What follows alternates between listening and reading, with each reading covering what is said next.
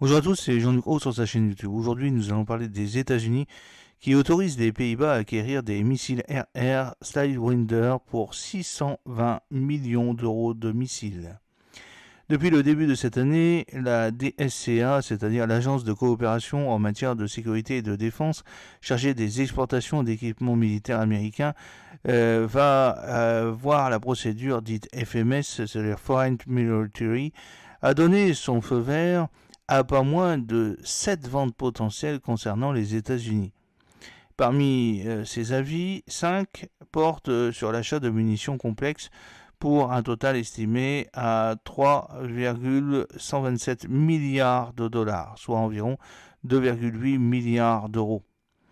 Hormis un contrat potentiel portant sur l'acquisition de 386 missiles AGM-114 R2 Hellfire, tous intéressant la force aérienne royale néerlandaise, qui est en train de remplacer progressivement ces F-16 par des chasseurs bombardiers F-35A.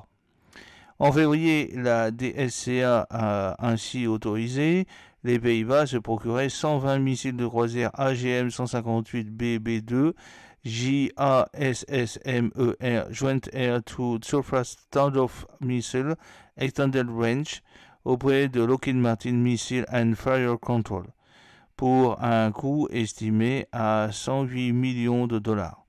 Même chose en avril pour 265 missiles AGM-88G AARGMER Advanced Anti-Radiation Grid Missiles Extended Range, c'est-à-dire utilisés pour des missions dites SEAD, suppression des défenses aériennes adverses à un prix élevé à 700 millions de dollars.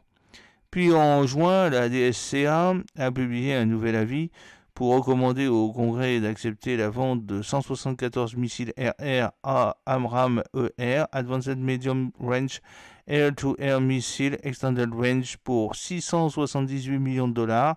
Selon les explications qu'elle a données, ces munitions sont destinées au système de défense aérienne NASAMS.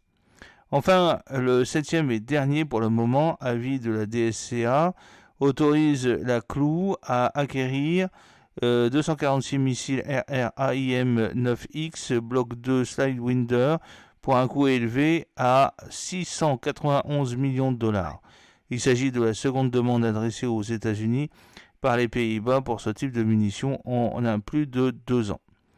En effet, en mai 2022, la DSCA avait envoyé une notification au Congrès au sujet de la vente potentielle d'un total de 95 AIM-9X Block 2 et de 43 AIM-9X Block 2+, pour un montant estimé à 117 millions de dollars.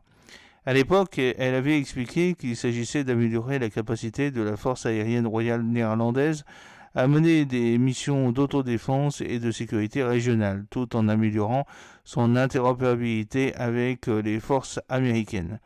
Cela étant, il n'est pas exclu que les Pays-Bas aient puisé dans leur stock actuel de missiles AIM-9X pour équiper les F-16 qu'ils ont sortis pour l'Ukraine.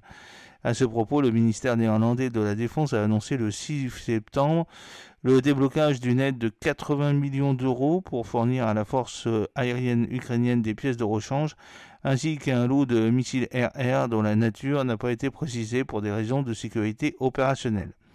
Pour rappel, conçu par RTX, c'est-à-dire ex-Raytheon, la IM-9X est dotée d'une ogive à fragmentation à souffle annulaire ABF Blast Fragmentation Warped WDU-17B à guidage infrarouge et supersonique. Il peut atteindre une cible à 40 km de distance.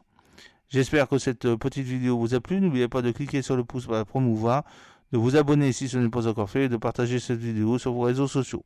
A très bientôt, fidèlement, Jean-Luc Roux.